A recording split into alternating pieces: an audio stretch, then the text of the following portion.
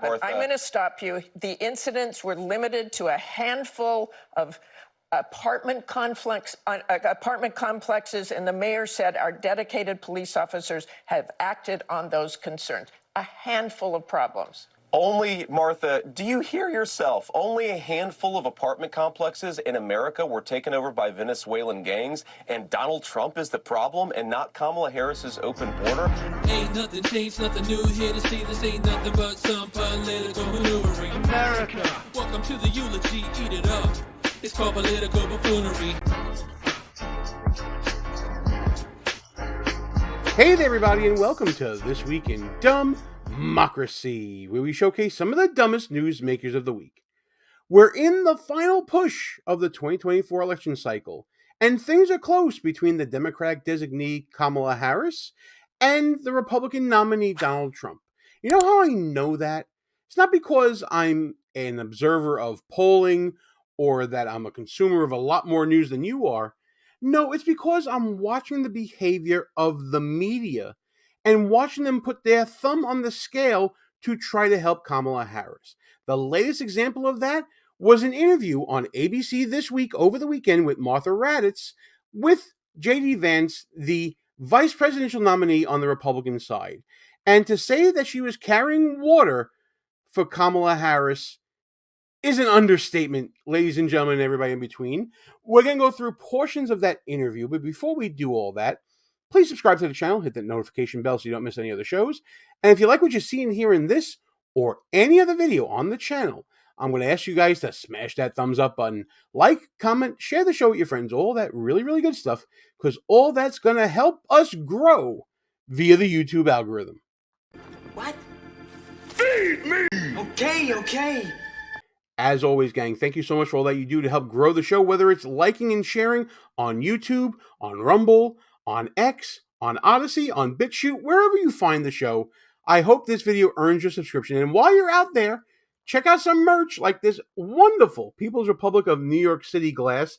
I use it all the time. I absolutely love it. It's part of our line of merch that you can find at shop.buffoonoftheweek.com.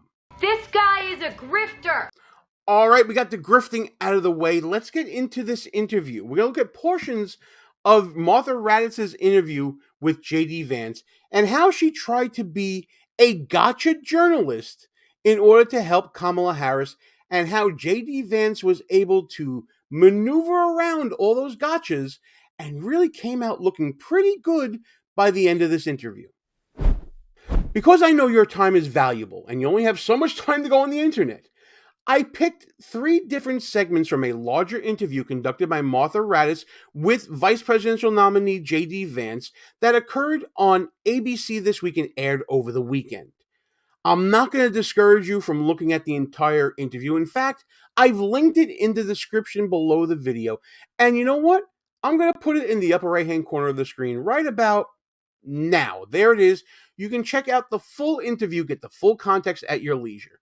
But what I'm trying to illustrate here is how Martha Raddatz is trying to use this interview as a vehicle to support Kamala Harris. In that respect, she's what I call a hack in my book, Schnooks, Crooks, Lies, and Scoundrels, a field guide for identifying political buffoons, that's available right now on Amazon, at Barnes & Noble, and other online bookstores. It's an award-winning book. I take a lot of pride in it.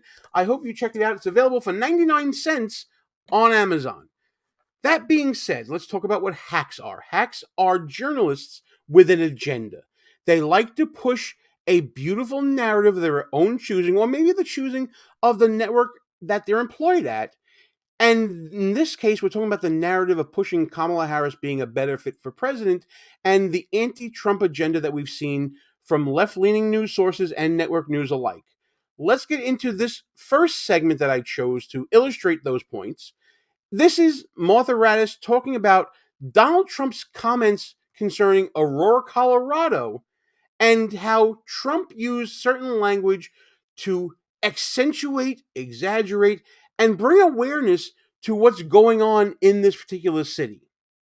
Trump said the city had been invaded and conquered by Venezuelan gangs. The Republican mayor of the city said flatly the city and state have not been taken over or invaded or occupied by migrant gangs. So do you support Donald Trump making those claims that the Republican mayor says were grossly exaggerated and have hurt the city's identity and sense of safety? I understand what you're saying, that some people left behind, but he's making these statements that the mayor is flat out disputing.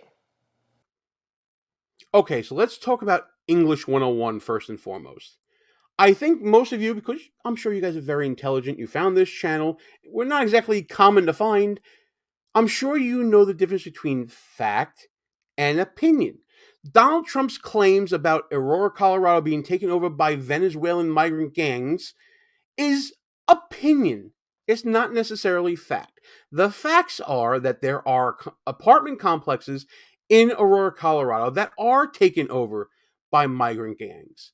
Donald Trump has brought this point up to bring awareness to the situation and has done so in his own particular unique fashion of hyperbole, exaggeration, and in that sense, he has brought national awareness and national visibility to this story. Martha Raddatz is trying to take Trump's opinion, pass it off as fact, show that the officials on the ground disagree with that opinion now being put forth as fact, and is trying to discredit Donald Trump's opinion, his hyperbole, his puffery, his exaggeration that brought awareness to the point in the first place. This is typical of hack journalists, because what hacks like to do is take Trump's puffery, and by the way, every politician does this. They oversell, they overpromise, they underdeliver. Every politician does this for effect, to make points, to bring awareness. They talk about issues and build them up as being the end-all, be-all. But Martha Raddatz is choosing to go after the maximizing of Donald Trump rather than the minimizing of the officials in Colorado on the ground, and is trying to confront J.D. Vance with a weirdly framed question about Donald Trump's opinion. And J.D. Vance, to his credit, is ready for this. Well, Martha, you just said the mayor said they were exaggerated. Grossly That exaggerated. means there's got to be some element of truth here. And of course, President Trump was actually in Aurora, Colorado, talking to people on the ground. And what we're hearing, of course, Martha, is that people are terrified by what has happened with some of these Venezuelan gangs. Senator Vance, I'm going to stop you because I know exactly what happened. Martha. I'm going to stop you. The incident.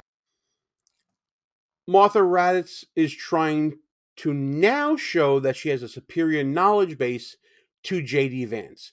Forgetting the fact that Donald Trump was there speaking to people on the ground and is raising awareness to this, let's listen to J.D. Vance's answer here. He said, well, if you're saying it's exaggerated, that means there's got to be some truth to something here about what's going on. Now, Martha Raddatz is trying to say that she knows better. She has knowledge that nobody else has. She's in a superior position here. I have the high ground. But in fact, what Martha Raddatz ends up doing here is sort of make J.D. Vance's point for him. And you'll see J.D. Vance walk right through that door that Martha Raddatz opened for him. Were limited to a handful of apartment complexes, and the mayor said our dedicated police officers have acted on those concerns. A handful of problems. Only, Martha, do you hear yourself? Only a handful of apartment complexes in America were taken over by Venezuelan gangs, and Donald Trump is the problem and not Kamala Harris's open border? Americans are so fed up with what's going on, and they have every right to be. And I really find this exchange, Martha, sort of interesting because you seem to be more focused with nitpicking everything that Donald Trump has said rather than acknowledging that apartment complexes in the United States of America are being taken over by violent gangs. It's a beautiful answer. He handled it perfectly. Martha Raddatz tried to do a gotcha here by parsing out Donald Trump's words and playing word games, trying to make his opinion seem like fact, trying to show that she has a greater knowledge base. And J.D. Vance hit this ball right back over the net, slammed it right back over the net at her, and did a tremendous job of refocusing the discussion from Donald Trump's words to, oh my goodness, look at what's going on in Colorado. Why did this happen? It happened because of the Biden-Harris's policies towards migrants and the explosion of illegal immigration that we saw during their administration. It's a great tactic that we saw J.D. Vance use in the debates as well, in reframing the questions that came at him. He's just continuing off of that really good effort he showed in the debate. And Martha Raddatz is not exactly happy with what J.D. Vance did to her gotcha moment. I worry so much more about that problem than anything else here. We've got to get American communities in a safe space again. And unfortunately, when you let people in by the millions, most of whom are unvetted, most of whom you don't know who they really are, you're going to have problems like this. Kamala Harris, 94 executive orders that undid Donald Trump's successful border policies. We knew this stuff would happen. They bragged about opening the border, and now we have the consequences, and we're living with it. We can do so much better, but frankly, we're not going to do better, Martha, unless Donald Trump calls this stuff out. I'm glad that he did. Okay, let's just end that with they did not invade or take over the city, as Donald Trump said. I want to move on to just a few women. Apartment complexes, no big deal. A few apartment complexes that the mayor did not seem was invading the entire city. You see what's going on here? How Martha Raddatz tried to get the last word. It is her show. So when you go on someone else's show, they typically get the last word on things that they want to talk about. They drive the agenda. They pick the topics. And Martha Raddatz did not like J.D. Vance's response, tried to interrupt him, then tried to reframe it to saying, well, what's really going on here is not what Donald Trump said. And J.D. Vance's little comeback there, saying, yeah, just a few apartment complexes, no big whoop. It showed how Raddatz has minimized this issue, which is endemic of the larger problem of illegal immigration in the country that J.D. Vance just scored a ton of points on in this interview. Now, because this is Martha Raddatz's show and she's driving the agenda, there weren't any questions about inflation, the economy, economic growth, foreign policy, none of the big topics that Americans care about. But I did find this particular inquiry interesting because it's a question I haven't really heard J.D. Vance or even Donald Trump answer at this point about the establishment of the Department of Justice under a Trump-Vance administration. Let's get to this segment now. Senator, I want to get to some other topics here. On the Attorney General, sure. You said on Friday that the most important person in government in a Trump-Vance administration, other than the president, is not you. It would be the Attorney General. Why do you consider that the most important spot, the second most important spot? Well, one reason, Martha, is just public opinion. And what I mean here is that we really want the American people to believe that we have a fair and equitable administration of justice. If not, the entire sort of system falls apart. You need people to believe that if the Attorney General prosecutes somebody, it's motivated by justice and law and not by politics. And unfortunately, would Donald Trump go after his political opponents? Would Donald Trump go after his political opponents? He suggested that in the past. You see the setup and the gotcha this time? The question about Vance's quote about the Attorney General being a significantly important person in an administration. In fact, he says the second most important person in an administration, and the reasons why led to Raddatz going after Trump's statements about going after political opponents, or at least that's what she's claiming he said.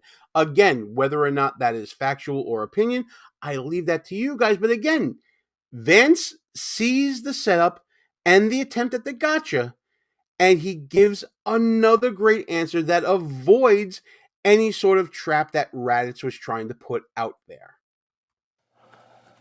Martha, he was president for 4 years, and he didn't go after his political opponents. You know who did go after her political opponents? Kamala Harris, who has tried to arrest everything from pro-life activists to her political opponents. He said those people who cheated will be prosecuted as a weapon against people. Well, he said that people who violated our election laws will be prosecuted. I think that's the administration of law. He didn't say people are going to go to jail because they disagree with me. That has, in fact, been the administration and the policy of Kamala Harris, Martha. Again, a brilliant turnaround here by J.D. Vance. He saw the gotcha. He went right into, well, if you want to talk about going after political rivals, let's talk about it in the context of this administration and how the Biden-Harris administration has been going after Donald Trump and other enemies who have different opinions than they do on policy. Raddatz desperately tried to reframe it and go back to what Trump was saying. And again, Vance said, why shouldn't he go after people who committed illegal acts during the election?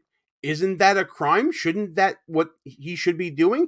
And again, Trump didn't say throw him in jail. He said go after, which means to charge them with actual crimes and see how the process plays out without political influence or interference.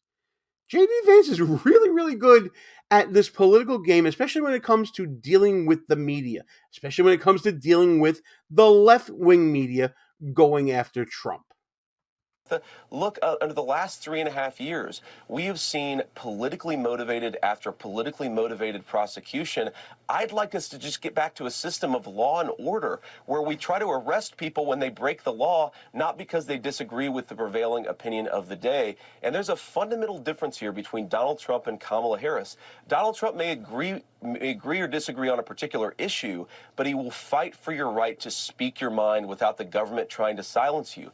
Kamala Harris is explicitly Senator Vance, censorship I want to go back to Donald Trump. We've got to get a Department of Justice that believes in the First Amendment, Martha. The First Amendment is the bedrock of our Constitution. Senator, we have Kamala Harris who doesn't Senator, even we're believe just in about it. out of Go ahead, time Martha. here. We're just about out of time here. Again, Martha Raddatz has to bail out of this line of questioning. I want to focus on Donald Trump here. I bet you do, Martha, because that's all you're about here. You're a hack journalist that doesn't care about the answers coming from J.D. Vance. You care about trying to get J.D. Vance. You're caring about helping Kamala Harris here. This is classic media bias. Martha Raddatz is clearly frustrated by J.D. Vance's ability to avoid her gotchas and to turn the questions on their ear and making statements that are favorable not only to Donald Trump and the campaign, but also sound reasonable to the average voter out there who may be tuning in. But when we come back from the break, Martha Raddatz is going to try one more gotcha. She wants J.D. Vance to say a certain phrase that he's going to refuse to say, and it's going to frustrate the crap out of her that he once again gets away from another one of her gotchas. Like what you see so far? Go ahead and smash that thumbs up button. Also, leave us a comment and tell us what you're thinking. And don't forget to subscribe so you never miss another show.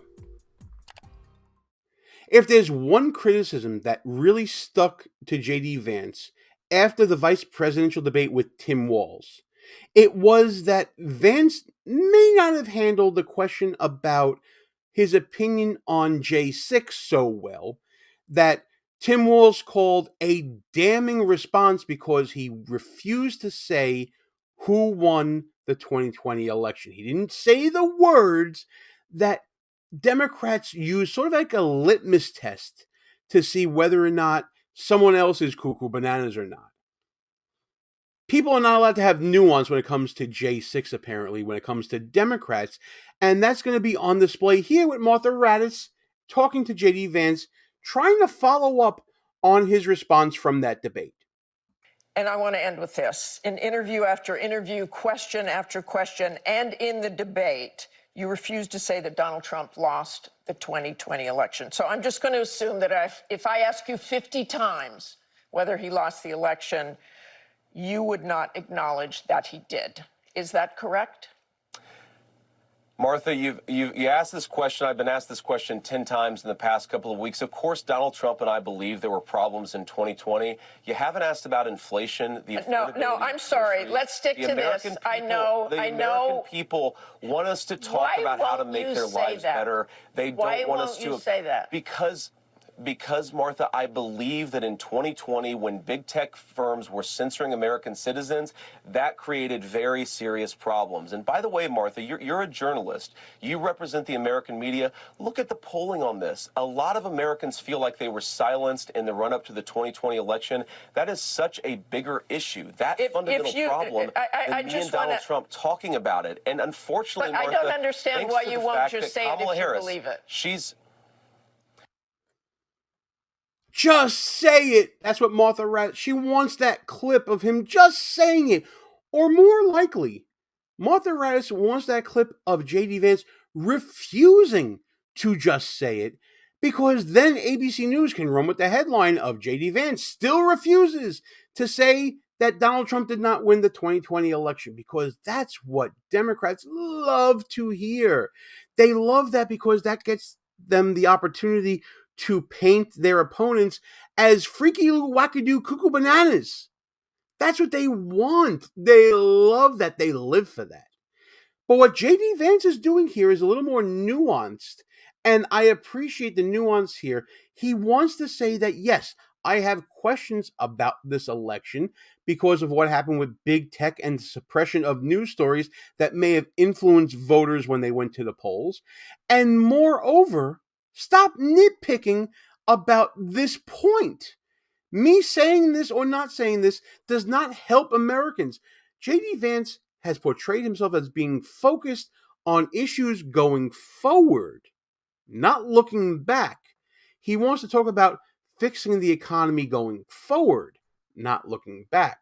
He wants to talk about fixing the administration of justice going forward and not looking back. He wants to talk about all these issues, these kitchen table issues that Americans actually care about, rather than the Democratic, liberal, leftist mantra of who won an election 4 years ago. There's an election going on now that is probably more important to Americans than what people think about the election from 2020. Won't just say what? That I think the 2020 election had some problems? I've said that repeatedly. Did Donald Trump lose? That's the question, and you know that's the question.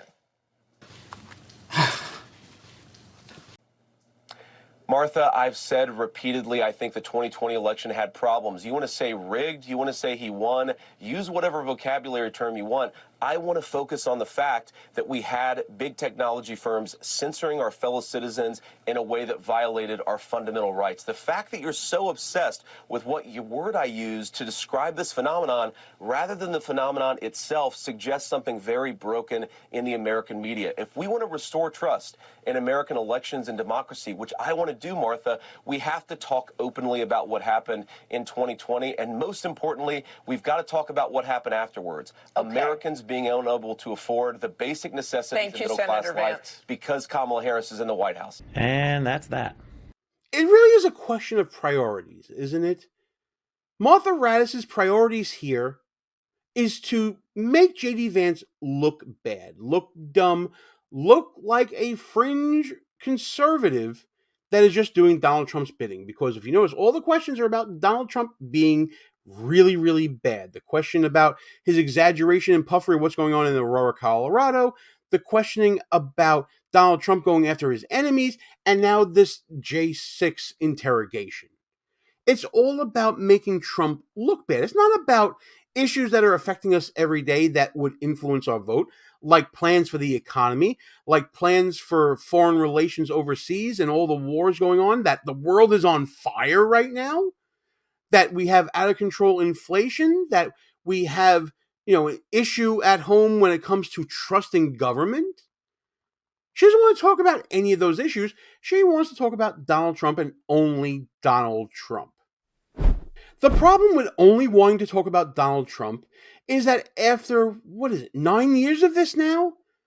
A lot of people are over it. If you want to talk about Donald Trump and his personality and his character, the lines are already there and everybody's dug into their position. His supporters are there. You can't say anything bad about Trump that would make them change their vote. And the people that dislike Donald Trump, they're just as entrenched on their side of the aisle. So instead of talking about issues, Martha Raddatz is continuing this division because that helps rile Kamala Harris's base to go out and vote. That motivates the left to go out and vote not for Kamala Harris and her policies, the whole opportunity economy, whatever the hell that is, and all the free money that she's going to give away. It motivates people to go out and vote against Donald Trump, which is how Joe Biden ran his race in 2020 and ended up winning the election. J.D. Vance constantly refocused the interview to discussions about issues, why things are important now, what are the issues that are most important, how to fix it looking forward. It's clear that the campaign of issues is what drives a lot of voters on the right, and hopefully drives a lot of people in the middle, the independent voters, who are looking for answers to their plights. How are you going to get more money in my pocket? How am I going to be able to keep more money in my pocket? How is my quality of life going to improve under either administration? If an independent voter watched this interview in full, and by the way, again, I encourage you to watch the entire interview, I think the average normie, independent, middle-of-the-road voter would see J.D. Vance talking about perspective, vision, and plans, and Martha Raddatz trying to get that gotcha moment mired in Trump derangement. But listen, hey, that's just my opinion on all this. I want to know what you guys think. Let's get into the comments together. And as always, like and share the video with your friends, subscribe to the channel, hit that notification bell so you don't miss any of the shows, pick up some merch like the glassware at shop.buffoonoftheweek.com. I want to hear what you guys have to say about this interview and all the other shenanigans and buffoonery happening every day this week in DUMBmocracy.